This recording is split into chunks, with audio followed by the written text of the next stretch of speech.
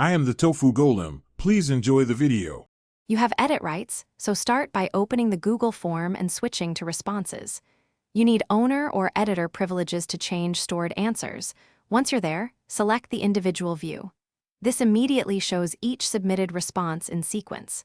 Now locate the submission you want to change, use arrows or the response number.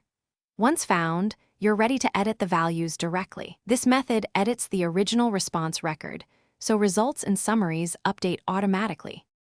Click the Edit button on the displayed response to reopen that submission as if you were the respondent.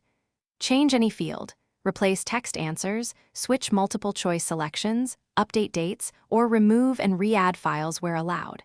Make deliberate changes, you're altering stored data, so consistency matters for analysis. Once done, submit the edited form to overwrite the original response. The response summary and any linked Google Sheet will reflect the new answers after submission.